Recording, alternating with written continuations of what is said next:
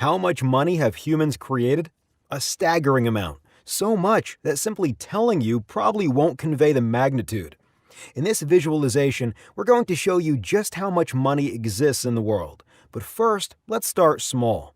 The median household income in the United States is around $54,000 per year. This is enough to own a car, and perhaps even a home. However, as you will see, in the grand scheme of all the world's money, it is quite minuscule. Let's look at the top 1% of earners instead. To make it into this elite group, annual household income needs to be about 8 times higher, at least $430,000 per year.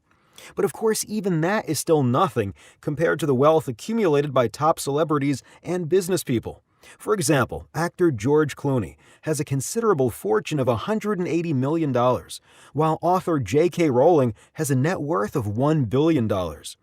Mark Zuckerberg is in a different league. The co-founder of Facebook owns a lot of stock in the company, which puts his net worth at $53 billion. But even Zucks can't compare to Bill Gates, who regularly tops the world's richest people list. According to Forbes, Bill Gates has a personal fortune of $75 billion, and even that isn't big enough to fill our unit of measurement in this video. Each square we use represents $100 billion. For a better sense of scale, let's use our $100 billion squares to measure some of the world's largest companies.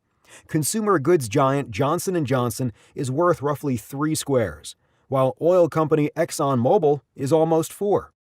Apple, the world's biggest company by market capitalization, takes up 6 full squares. Yet those companies are puny when we compare them to the total amount of money that humans have created. Let's look at cold, hard cash. Globally, there are $5 trillion of physical coins and bills around the world. This number includes US dollars, euros, yen, and all other physical currencies issued by central banks.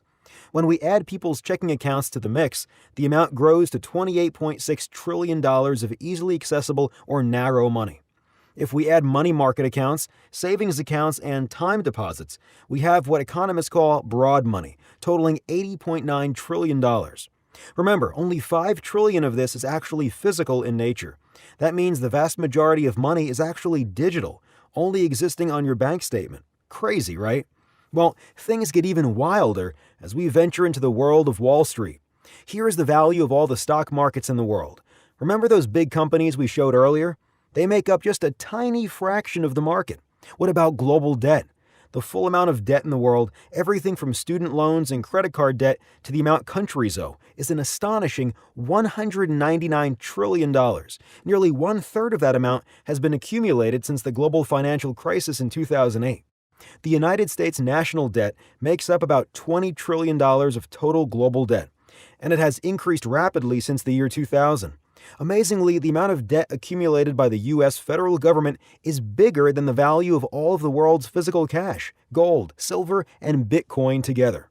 And while the scope of global debt is massive, even that total is eclipsed by the notional value of the derivatives market.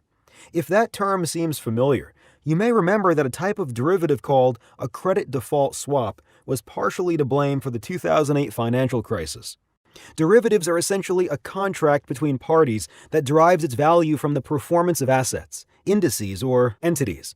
On the low end, the derivatives market is estimated to be a whopping $630 trillion. However, the truth is that no one actually knows the size of the derivatives market, and the high-end total could be as much as $1.2 quadrillion. There are many financial critics who worry about the risk that these contracts pile onto the global financial system. With the sheer size of the derivative market dwarfing all others, it's understandable why business mogul Warren Buffett has called derivatives financial weapons of mass destruction. Want to learn more about the world's money and markets? Visit The Money Project and see dozens of our latest infographics, data visualizations, and animated videos.